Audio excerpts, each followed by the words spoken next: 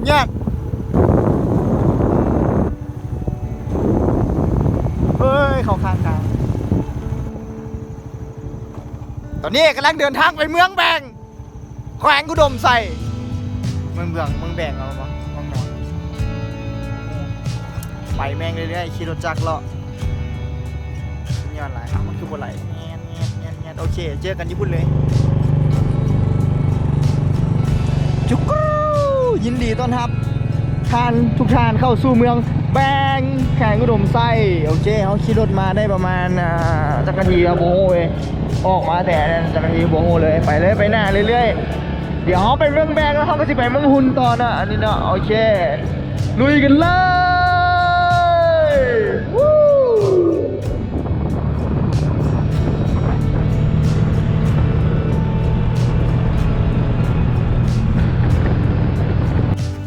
โอเคตอนนี้เขาเดินทางมาฮอดนะ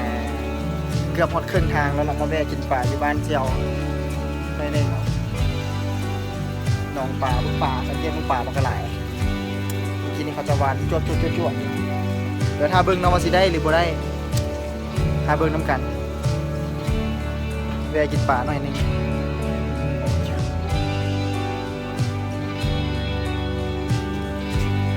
เสียงก็คงต้องรอเดี๋ยวไปเบิ้งกันโอ้ยพวกหมามันยอมเบิ้งกันว่าได้ปลาหรือเปล่าได้ปะ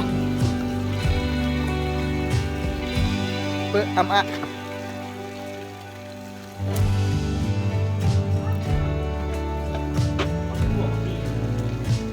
โบดังไฟอยู่ดึงป่ายังบูได้ดังไฟก่อนนั้น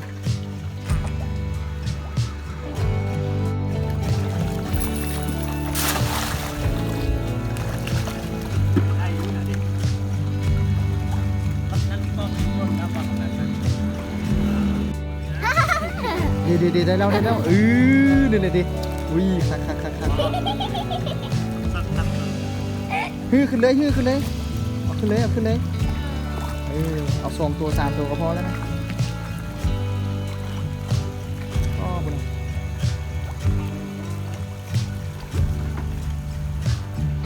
โอเคมาหนองเข้ามาตัวอย่างอันนี้เอียนเลี้ยงวะไม่ครับเย็นกับนี้เบิ่งมันไหลเบิ่งมันบ้างนั้นกับไปหามันเอามาปล่อยไว้นี่วะอ๋อติดเลย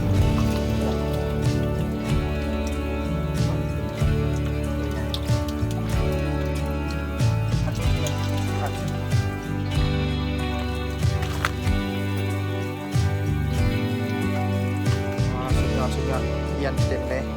โอเคเดี๋ยวเขามาเบิ่งเขาชิมอปลาในแล้วมาเบิ่งว่าบ้านน้องนี่ใช่ได้ปลาในหรือเปล่า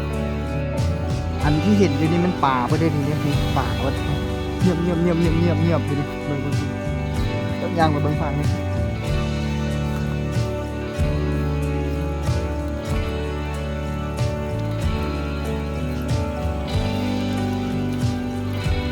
คุณอ่ะเล่นรถอะไรที่ว่าน้ำเหลืองนี่ป่าปะเนี่ยอ๋อถูกคุณอ่ะ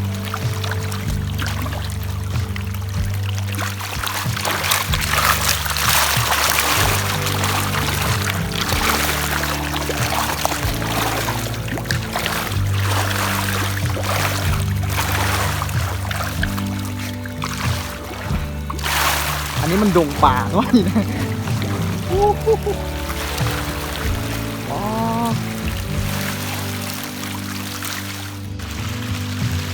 ตอนนี้เขามาอยู่ดงป่าตอนนี้คุณนะ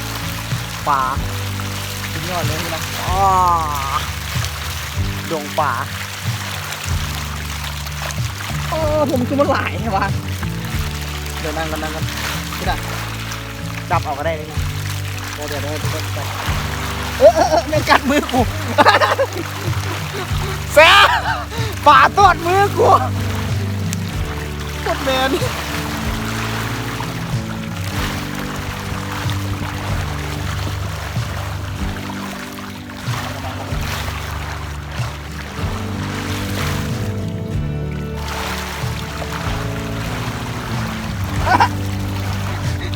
ตอดมือโอ้สุดยอดเลยพูดนะเต็มหมดเลยลงป่าโอเค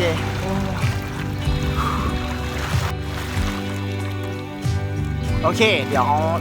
คือมาเบิ่งกันว่าป่าเนี่ยมันอยู่ใต้น้ำมันจะเป็นยังไงเนาะเดี๋ยวมันเนี่ย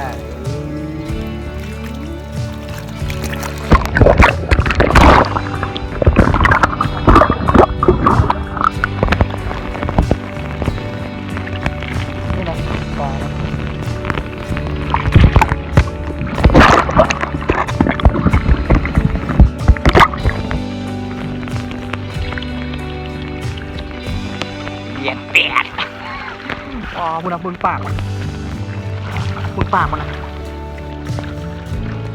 นะลอยมาในปากมันเลยนะ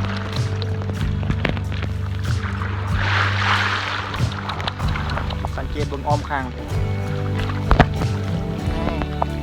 โอเคพอละเดี๋ยวไปขึ้นไปเบิ่งกันเขาจะวานได้ป่าไหมนี่คือผลงานเนาะ2 ตัววันไหนเมื่อกี้ไปวานบ่ได้ถ้าเมื่อกี้มันเห่มันรักโคตรไปเลยบ่ได้แต่วันนี้2 ตัวพอละ2 ตัว2 คนละตัวโอเค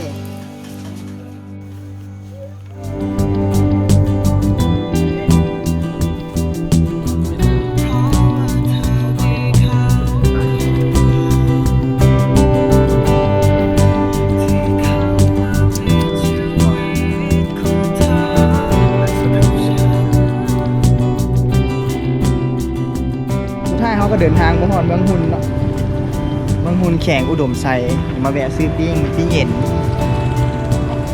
เดี๋ยวเสียไปกินที่ห้องแต่ว่ายังซอกห้องบ่ได้เทียตอนนั้นยังซอกแฮมบ่ได้เทียอีกจังหน่อยเขาสิไปเบิ่งโรงแรมไปสอบบอนพักแล้วก็เอาเครื่องไปไว้แล้วเขาก็สิขี่รถเลาะอ้อมเมืองแม่นะน้องน้อยแม่ค้าปิ้งเย็นมีแต่ผู้งามโอเคเดี๋ยวเอาไปขอสอบเบิ่งห้องพักก่อนนะเดี๋ยวสินะ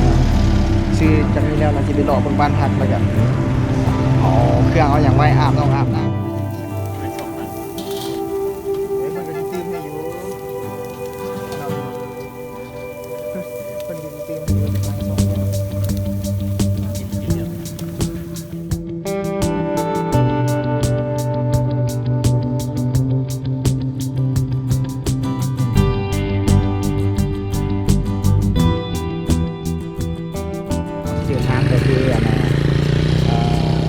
เดินทางไปเมืองปากแบงเนาะ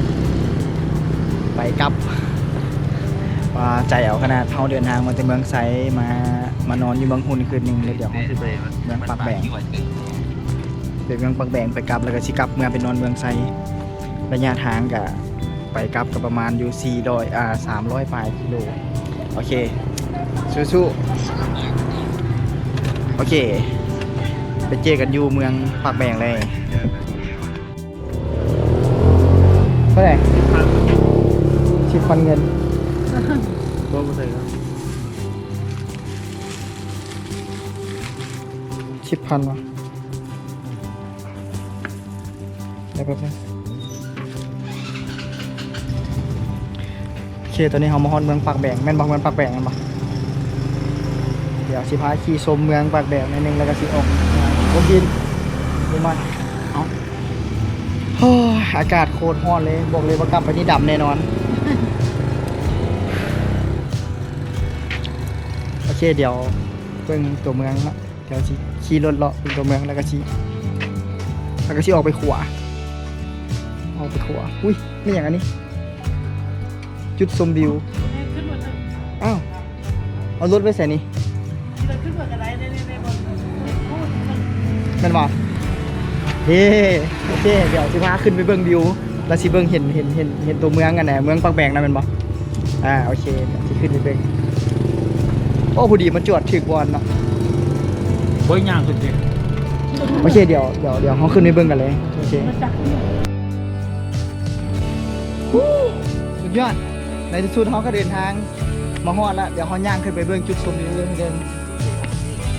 บอกเลยว่าทรหดขนาดเลยทางใช้แต่ว่าฝนตกนี่ย่านขึ้นมาบ่ได้เลยนะแต่ว่านี่มันฝนตกมันก็เลยแบบว่าทางแห้งนิดนึงโอเคเดี๋ยวเขาย่างไปเลยบุ้งขันไดนี่ก็จะขันไดขึ้นมาแบบงามนะแต่บุ้งย่างไปเลย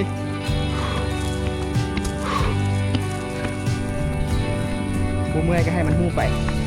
ปวดขาละกูที่เห็นอะไรงามๆเนาะต้องอดทนมาสิมาสัมปิกสปอยเอ้ยนี่บ่ได้ไปนี่กูบ่ได้บอกรถอันนี้เลยกูก็เมื่อยเชียวโอเคไปเรื่อยๆไปเรื่อยๆไปจนสุด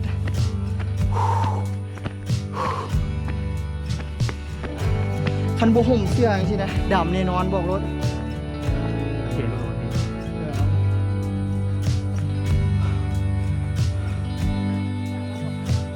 ไปครึ่งนึงละ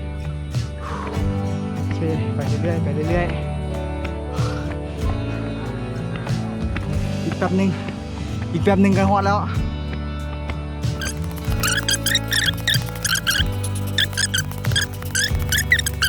โอเคฮอดแล้วเดี๋ยวขอนั่งพักวันนี้ก่อน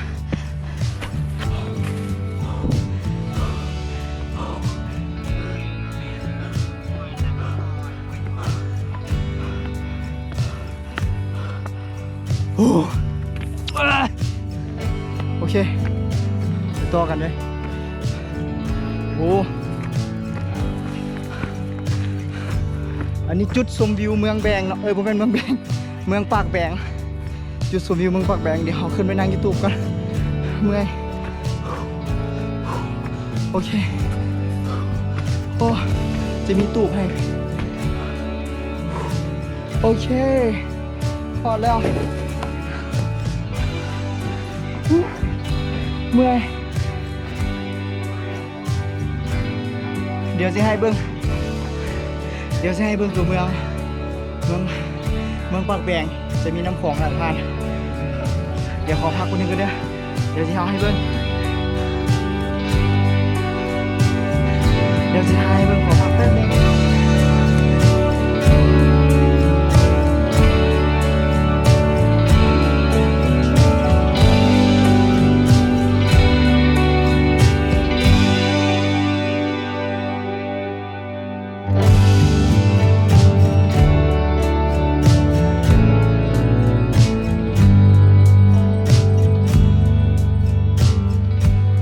โอเคเป็นยังไงเนาะบรรยากาศ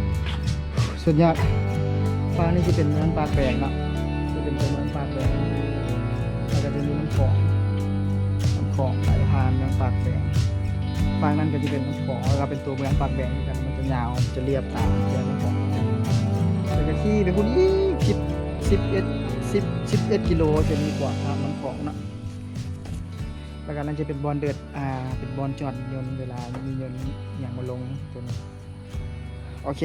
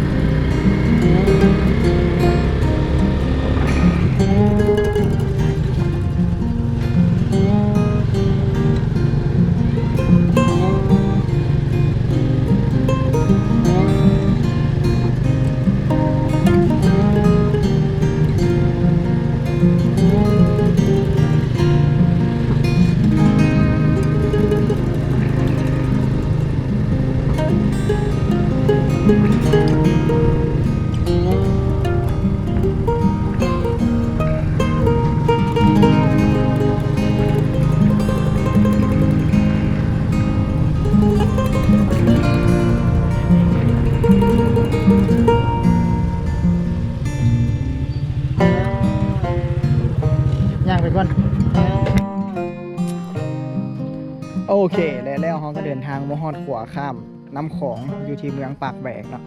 แต่ว่าข้ามไปฝากนั่นก็ยังเป็นลาวอยู่คือเก่านะแต่ว่าขี่รถไปอีกแล้วมันก็จะมีด่านข้ามไทยลาวเนาะแต่ว่าอันนี้เป็นขัวข้ามน้ำของแต่ว่าฝ่ายฝากนั่นก็ยังเป็นประเทศลาวอยู่เนาะโอเคมาเบิ่งเดี๋ยวเฮามาย่างเลาะเบิ่งโอ้ยเดินทางขี่รถขี่มาด้วยรถจักรเนาะเดินทางมาขี่ด้วยรถจักร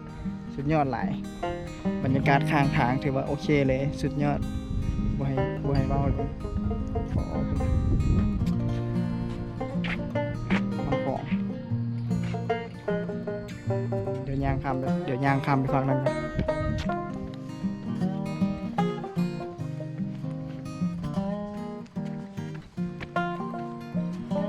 คันตกลงไปนี่เนาะจะเป็นยังไงวะว้าวดูบักลึก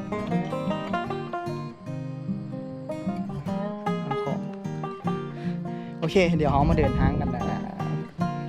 ไปต่อเลยบัดนี้นะเดี๋ยวเราสิเดินทางกลับไปทางเก่าหั่นแหละแต่ว่าขอย่างเลาะแถวนี้อีกจักหน่อยหนึงก่อนโอเคเดี๋ยวท้าติดตามมึงเนาะ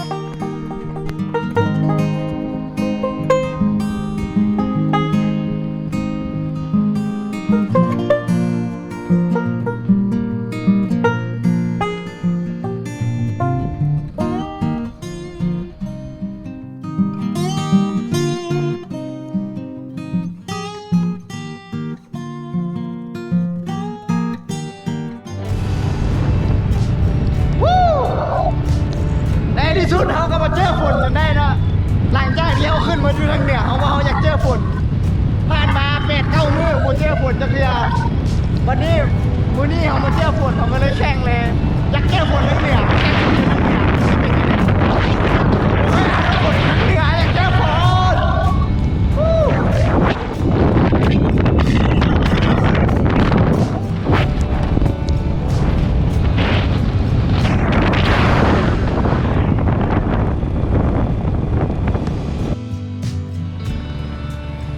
เปิดมาขี่รถตากฝนมาเมื่อกี้นี้พอดีมาเจอตูบนี่แหละก็เลยเข้ามาพักที่ตูบนี่ขอบคุณสำหรับเปียกโอเคภารกิจของเขาคือแข่งฝนมา9 มื้อละหาเจอฝนอยากเจอฝนที่ทางเหนือนี่เลยโอเคเดี๋ยวฝนเช้าแล้วเราก็จะกลับเข้าไปเมืองไซเนาะ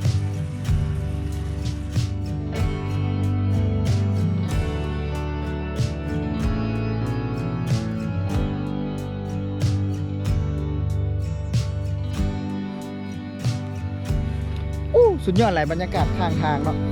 ทุ่งนากลางทุ่งนาคืออดใจบ่ได้อีหลีนะต้องได้ลงถ่ายในบรรยากาศยามแลงโอเคเดี๋ยวย่างขึ้นไปเดี๋ยวเดินทางกันต่อเนาะโอเคงามอดใจบ่ได้ต้องลงมาถ่ายเพิ่มโอเคบ๊ายบาย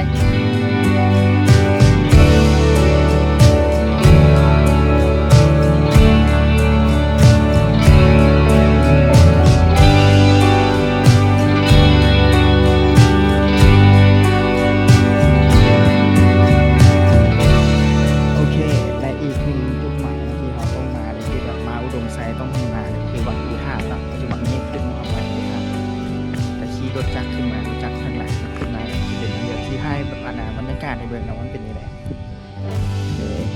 เดี๋ยวสิพายางหรอก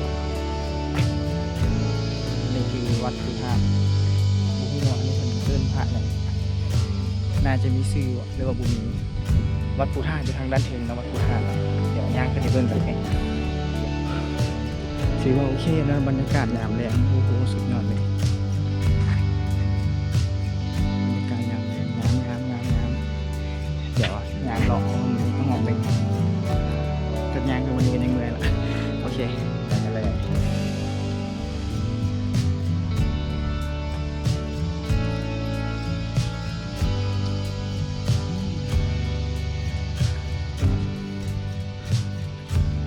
งามหลายแต่ว่าเมื่อยเว้ยเป็นอย่างว่าเป็นน้ำเคียที่บอกมาเที่ยวมาหลายมื้อแล้วมันเลาะหลายบอลแล้วมันเมื่อยมันเพียยางหน่อยนึงก็คือรู้สึกว่าเมื่อยเว้ยเดี๋ยวเขายางอ้อมนี่หอมเด้งเขาสีมากราบนะสีมาไหวกราบไหวก็ตึง งโอ้จะสังเกตเห็นว่าเขาจะแนมเห็นตัวเมืองครับตัวเมืองฟังกัน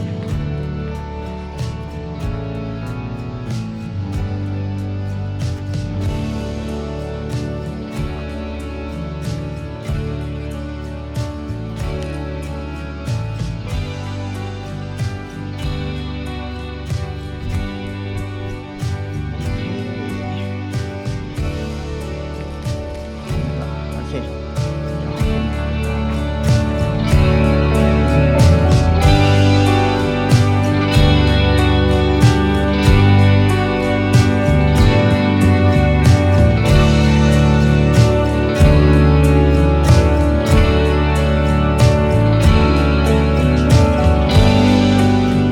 โอเคหลังจากที่แขวงหลังจากที่เขากราบวัดพุทธาสแล้ววันนี้ก็ถึงเวลาที่เขาจะต้องเดินทางกลับแล้วครับเพราะว่ามื้ออื่นจะต้องได้ไปต่อเมื่อยงานที่มันมีโอเคเดี๋ยวอีกหน่อยหนึ่งเขาชีกลับไปห้องพักหลังจากที่เขานั่นบรรยากาศกับสุดยอดแล้วเบิ่งตามไปดูเลยแต่ถ้ามักคลิปนี้ก็อย่าลืมกดไลค์กดแชร์เป็นกำลังใจให้เนาะโอเคฝากเนาะกดไลค์กดแชร์เดี๋ยวซีรีส์ EP ต่อไปให้เบิ่งโอเค